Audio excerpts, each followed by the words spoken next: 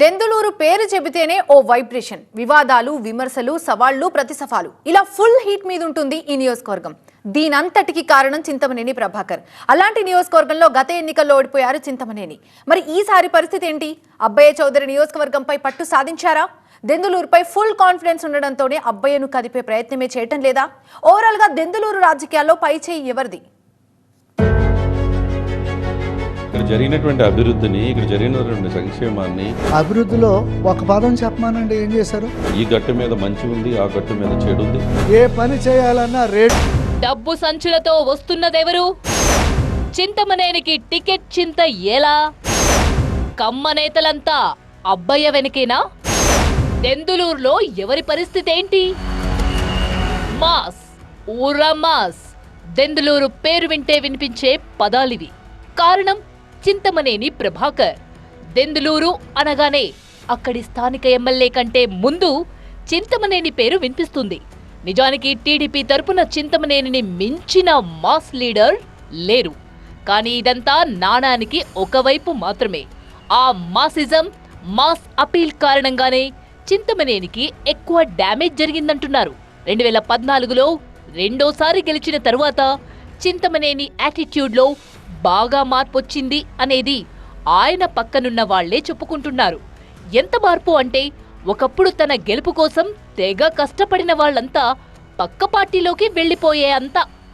ఆవేశాన్ని ఆపుకోలేకపోవడం, అధికారులైనా సరే దూషించడం, అంతెందుకు సొంత సామాజిక వర్గం వారికి కూడా సరైన గౌరవం ఇవ్వరు అన్న టాక్ విపరీతంగా వచ్చేసింది. ఇది ఎంతవరకు వెళ్ళిందంటే, దెందులూరులో టీడీపీలోని కమ్మ సామాజిక వర్గం పెద్దలంతా వైసీపీకే మద్దతిచ్చేంత పరిస్థితిగా మారింది. మళ్లీ చింతమనేనినే గెలిపిస్తే తమను గౌరవించరు, ఏకవచనంతో పిలుస్తుంటారు అని అనుకుంటున్నారు అక్కడి కమ్మ పెద్దలు. అందుకే ఆ మధ్య జైలు నుంచి విడుదలైన తర్వాత చింతమనేని ఓ మాటన్నారు. తనను ఓడించింది కమ్మలే, సొంత మనుషులే అంటూ తత్వం బోధపడి మాట్లాడారు. అది 100కి 100 పాళ్లు నిజం కూడా. చింతమనేని కోసం ఒళ్ళు వంచి కష్టపడిన కీలక నేతలు 2019 ఎన్నికలకు ముందు వైసీపీలోకి వెళ్లారు. కేవలం గౌరవం కోరుకొని మాత్రమే వాళ్లంతా వైసీపీలోకి వెళ్లారు. ఇప్పుడు దెందులూరు ఎమ్మెల్యేగా అబ్బయ్య చౌదరి ఉన్నారు. అబ్బయ్యతో దెందులూరు కమ్మ సామాజిక వర్గం పెద్దలకు వచ్చిన సమస్యలేవీ లేవు. పైగా సాఫ్ట్ కార్నర్తో అందరినీ పేరు పేరునా పలకరిస్తూ అన్నా, బాబాయ్ అంటూ వరుసలు కలుపుకుంటూ మాట్లాడుతుంటారు. మళ్లీ చింతమనేనిని గెలిపించుకొని గౌరవం పోగొట్టుకోవడం ఎందుకు అన్నదే ప్రధాన కంప్లైంట్.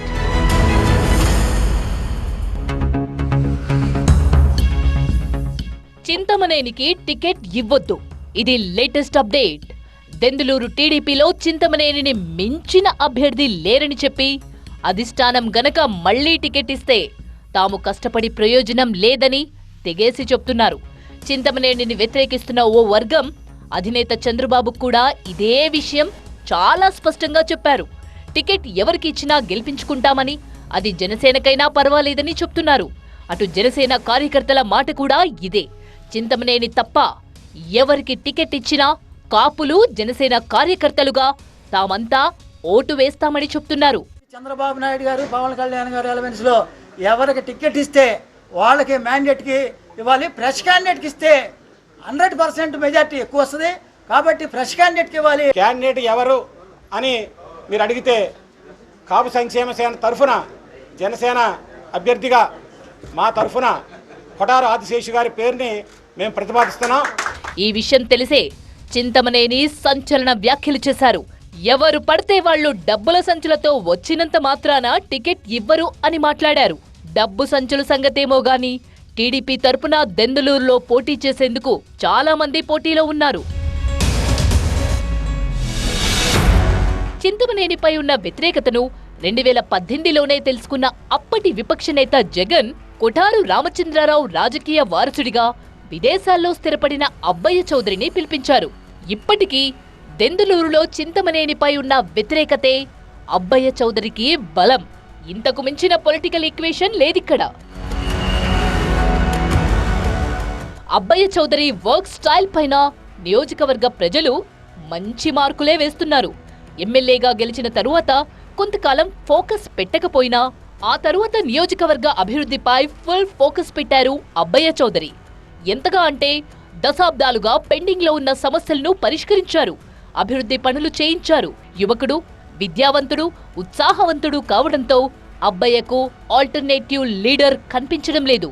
నిజానికి అబ్బయ్య చౌదరి కూడా గట్టిగానే పనిచేసుకుంటూ వెళ్లారు.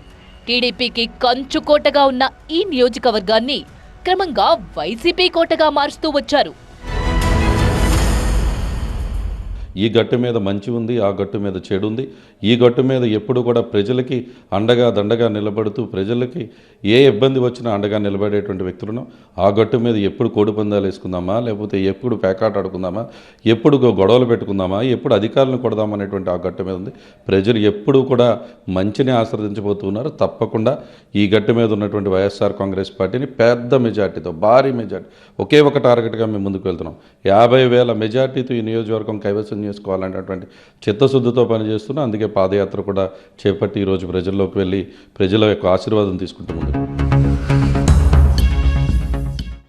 వైసీపీ నుంచి అబ్బయ్య చౌదరికే మరోసారి టికెట్ ఫిక్స్. మరి టీడీపీ నుంచి ఎవరు? చింతమనేనిని వ్యతిరేకిస్తున్నది నిన్న మొన్నటి వరకు ఆయన పక్కనున్న వాళ్లే. చింతమనేనికి అత్యంత సన్నిహితుడైన ప్రముఖ న్యాయవాది ఈడుపుగంటి శ్రీనివాసరావు ఈసారి దెందులూరు టీడీపీ తరపున పోటీలో ఉంటారని ప్రచారం జరుగుతోంది. పార్టీ ఆదేశిస్తే తాను బరిలో ఉంటానని శ్రీనివాసరావు చెప్తున్నారు. ఇదే అంశంపై చింతమనేని శ్రీనివాస్తో సమావేశమై చర్చించారని పార్టీ శ్రేణులు కూడా చెబుతున్నాయి.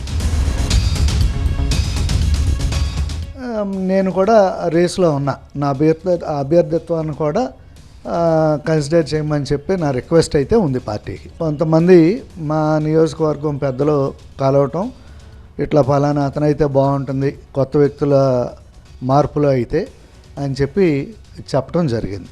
ఎంతమంది ఆశావాహులు ఉన్నప్పటికీ పార్టీ లైన్ తప్పి ప్రవర్తించే కార్యక్రమం అయితే మా పార్టీలో ఉండదు.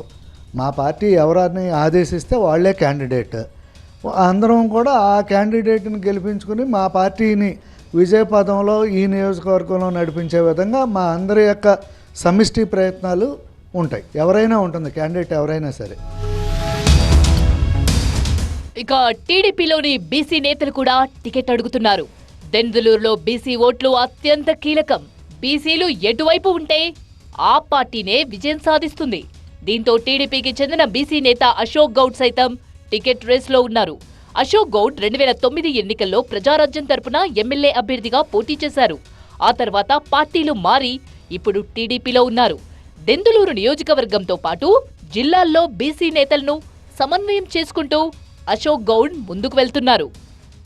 ఆయన ఆలోచన అంతా కూడా ప్రజలకు ఎప్పుడూ కూడా ఎల్లప్పుడూ కూడా సేవ చేసి ప్రజల మన్నన పొంది పార్టీని కూడా పటిష్ట పరిస్థితుల్లో పార్టీని మంచి పేరు తీసుకొచ్చే నాయకత్వం కోసం ఎదురు చూస్తున్నారు. దాంట్లో భాగంగా సర్వేల మీద కూడా ఆధారపడుతున్నారు. సర్వేలను కూడా చేస్తున్నారు. నిత్యం 3 టీములు తిరుగుతున్నాయి సర్వేల్లో ఒకవేళ ఏదన్నా మైనస్లు కానీ ప్లస్లు కానీ ఉంటే కనుక దాని మీద నిర్ణయం జరుగుతుంది తప్ప చింతమనేని గారు పోటీ చేయట్లేదనో లేదంటే వేరే వాళ్ళు పోటీ చేస్తున్నారు అనేది. ఇప్పటికైతే కనుక చింతమనేని ప్రభాకర్ గారు మరి ఆయన ఇన్ఛార్జిగానే ఉన్నారు. మరోవైపు జనసేన కూడా టికెట్ ఆశిస్తోంది. నిజానికి ఇక్కడ జనసేన ప్రభావం అంతంత మాత్రమే అని చెప్తున్నారు. కాకపోతే దెందులూరు మండలం గాలాయగూడెంలో కాపు ఓటు బ్యాంక్ ఎక్కువగా ఉంది. అయితే మెజారిటీ కాపులు జనసేన కన్నా ప్రస్తుతం వైసీపీకే మద్దతిస్తున్నారు. సో ఈ సీటును జనసేన బలంగా కోరుతుందా లేదా అనేది సందేహమే. కానీ జనసేన నేతలు మాత్రం తమకు టికెట్ ఇస్తే టీడీపీతో కలిసి తప్పకుండా గెలుస్తామని, లేదా పొత్తులో భాగంగా టికెట్ టీడీపీకి ఇచ్చినా తాము పూర్తిగా సహకరిస్తాము అంటున్నారు. కాకపోతే వన్ కండిషన్, టీడీపీ టికెట్ చింతమనేనికి ఇస్తే మాత్రం సహకరించేది లేదని చెప్తున్నారు. ఒకవేళ జనసేన పార్టీ కనుక అవకాశం ఇస్తే ఖచ్చితంగా గెలుస్తామని చెప్పి మేము చెప్పగలుగుతాము. టీడీపీ కూడా ఒకవేళ టీడీపీకి ఇచ్చినా కానీ మేము అదే విధంగా పనిచేసి గెలిచే విధంగా ప్రయత్నిస్తాము. కానీ ఈ రోజు ఉన్న పరిస్థితులను బట్టి, ఇంతకుముందు జరిగినటువంటి రాజకీయాలను బట్టి ప్రతిదీ కూడా బేరీజు వేసుకుంటే జనసేన పార్టీకి అవకాశం ఇస్తే దెందులూరు నియోజకవర్గంలో ఖచ్చితంగా గెలవడానికి అవకాశం ఉంది. మీరు సర్వేలు చేసి జనసేన పార్టీకి ఒక్కసారి అవకాశం ఇవ్వాలని చెప్పి కోరుకుంటున్నాను. మొత్తానికి దెందులూరు అభ్యర్థి విషయంలో పెద్ద గందరగోళ పరిస్థితి ఎదుర్కొంటోంది టీడీపీ. ఒకవేళ చింతమనేనికి కాకుండా వేరే అభ్యర్థిని బరిలో దింపితే నియోజకవర్గ ప్రజలు ఎలా రిసీవ్ చేసుకుంటారో తెలియక పార్టీ అధిష్టానం ఆచితూచి అడుగులు వేస్తుంది.